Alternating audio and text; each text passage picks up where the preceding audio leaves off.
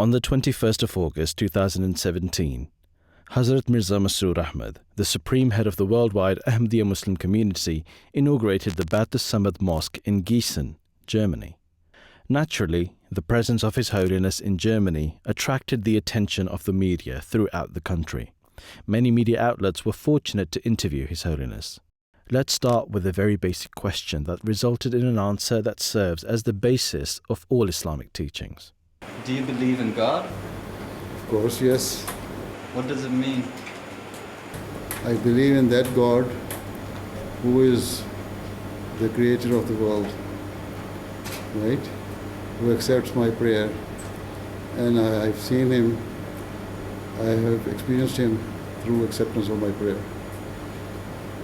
You have seen Him? Sorry? I have known Him, or in other words, or not with physical eyes, but I have seen Him, I know Him, and I recognize Him through the acceptance of my prayers. There's only one God, that who is the provider and sustainer of. Did you listen to my address here? Yes. So there is only one God, and He is that one God who sent prophets in different nations. And what we believe that in every nation, in every people, there was a prophet, and he was sent by God the Almighty, and in their respective times, when they claim to be for the betterment of the people. Is there a distinction between the God you believe in and other? There is only one God, and He is that one God who sent prophets in different nations. And what we believe that in every nation, in every people, there was a prophet, and he was sent by God the Almighty, and in their respective times, when they claim to be for the betterment of the people. Some of the questions asked by these representatives might sound the same, but they always result in new insight into the teachings of Islam given by Hazrat Khalifatul Masih. How important is Ahmadiyya German community? You mean our Ahmadis living here in Germany? Yes.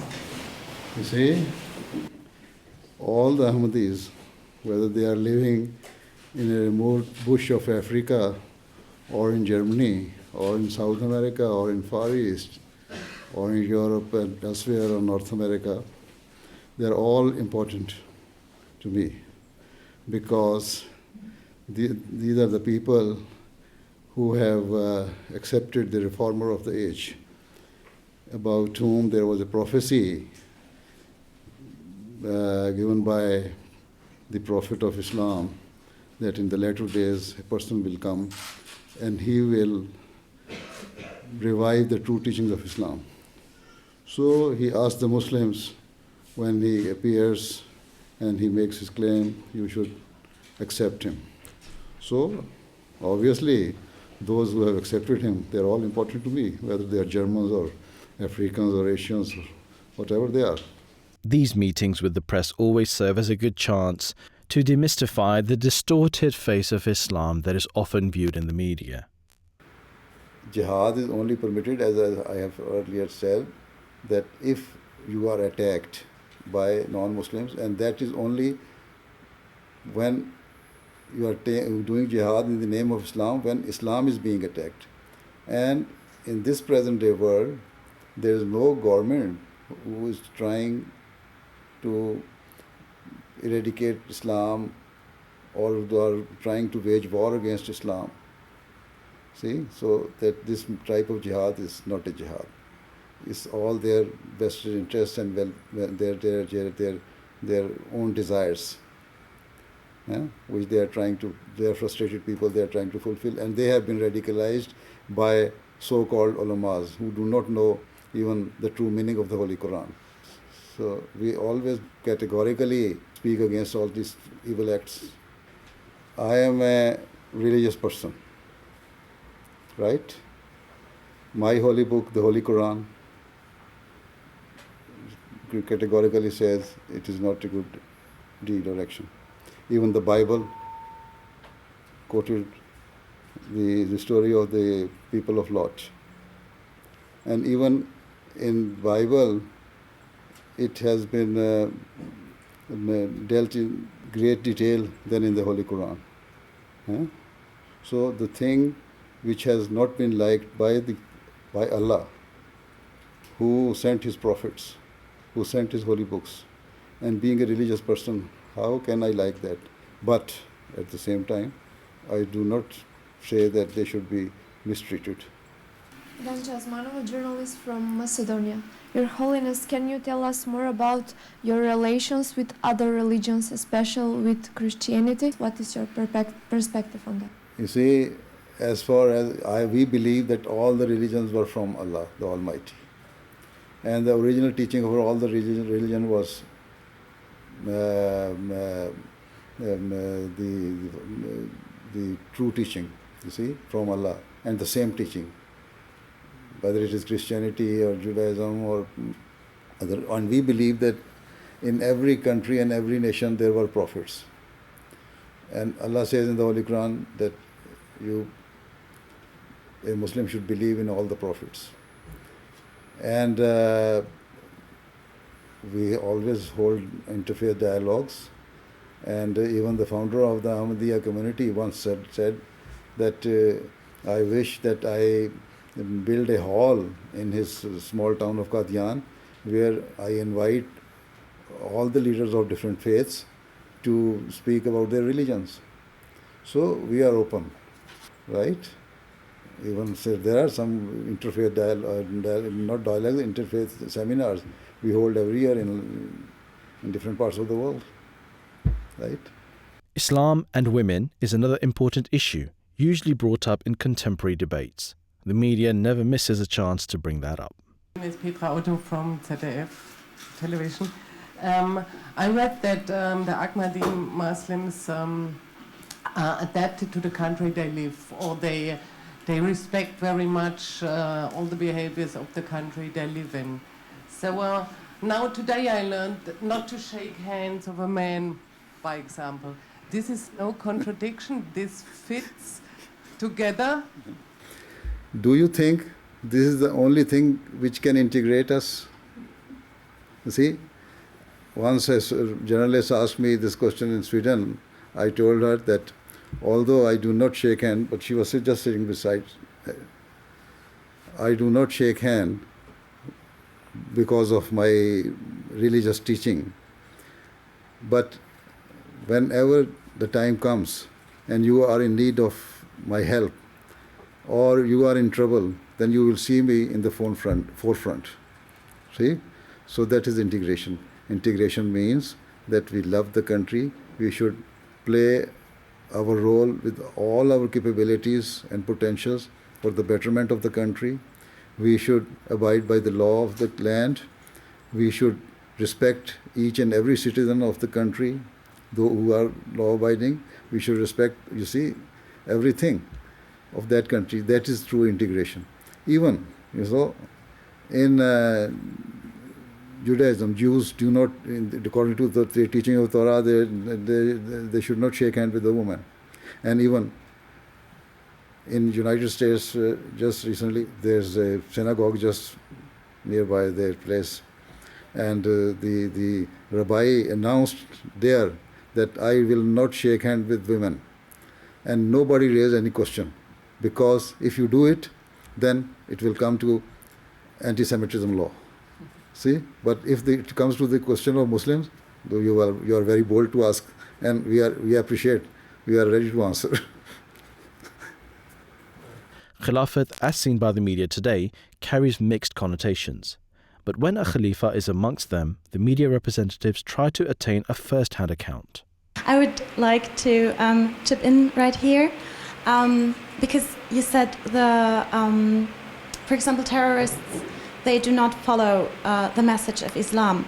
But, for example, a caliphate is included in Islam, and there are several terrorists who are trying to establish caliphate right now. And you are also a caliph just without a territory. Would you say that could be an alternative nowadays, that you don't need a territory anymore to have a caliphate? You see, for everything there should be some principle and some logic. And the Khilafat is the successorship. And there is a long tradition of the Holy Prophet of Islam.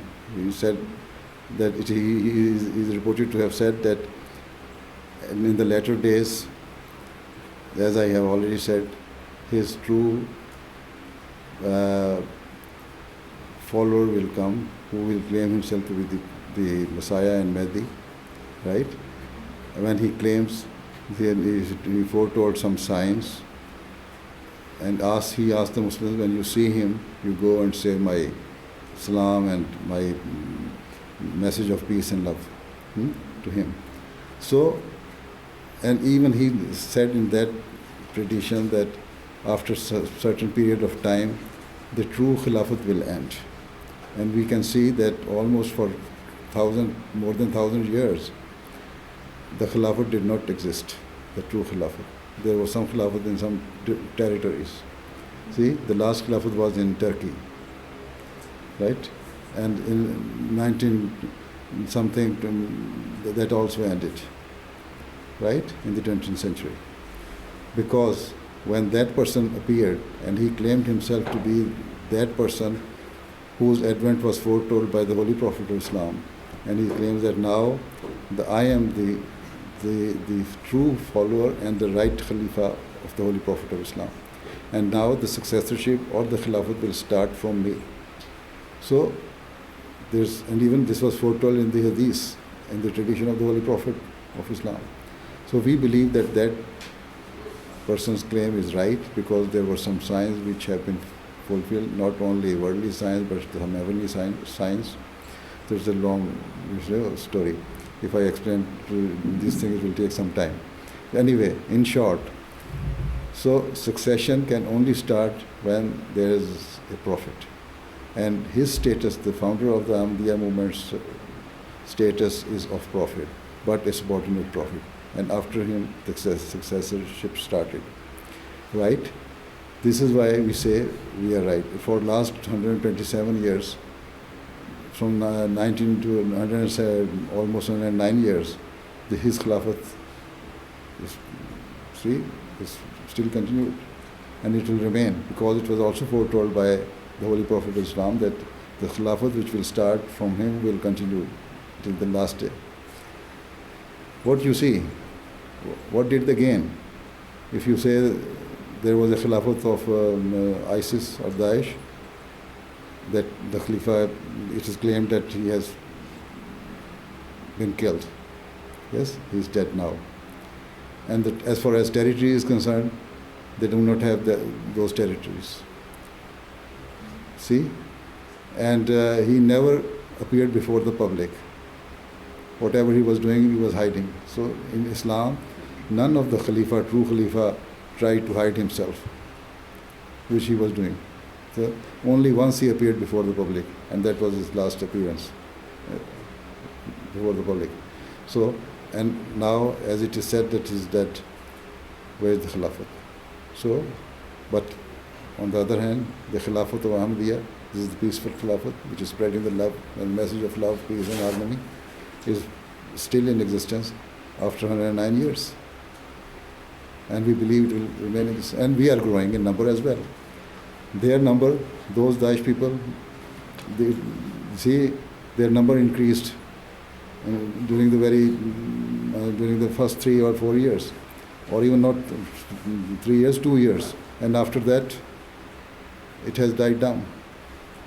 Somebody asked me the question I think in Sweden, that don't you fear this Khilafat when they started in 2013, I think. I said, it is the extremist group, not the Khilafat. And they will die their own death. And now you can see, there's no more Daesh. If you do not fuel, if America and the Western powers do not fuel these Daesh people, they will die. But even if you do not fuel us, we are not taking anything from you. We are running our affairs with our own sacrifices. We have a spirit of sacrifice, which they do not have. What is the Khilafah you want to achieve? What does it mean? You see, the founder of the Ahmadiyya community said that I have come for 2 main purposes. and those are to make the people realize their duties towards their Creator and to make them realize their duties towards their fellow beings. So this is because since Khalifa is the successor of the Messiah and the guided one of the Muhammad Sallallahu Alaihi Wasallam of Islam, then this is the same task, the same assignment, and the same target which Khilafat has to achieve. Present-day Europe is faced with the challenge of accommodating immigrants from various disturbed regions of the world. This, naturally, was of interest for the media when they spoke to Huzoor. Is there a certain advice you can give to migrants coming to Germany and Europe right now? The advice I have been giving to my people as well, that they should always be law-abiding. They should use all their faculties and potentials and capabilities for the betterment of the nation. They should respect all those people who have given them the chance to stay in their country and try to serve as much as they can for the people and for the country. And instead of taking social help, they should try to work hard and be the part of nation building. You see, we are also against Muslim radicalism. What should we do in a better way, maybe? You see, as politicians, you should portray or at least spread the true message which is being spread by the Ahmadiyya Muslim community.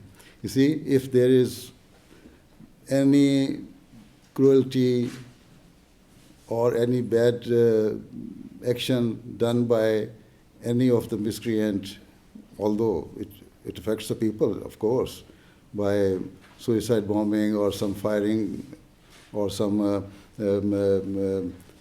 car plying, all sort of things, but it is given a big news.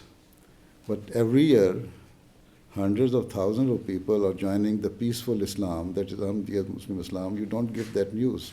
So if you tell the people, although there are some people who are doing some bad deeds in the name of Islam, but there are still some people who are doing the good things and spreading the message of peace, love, and harmony in the name of Islam.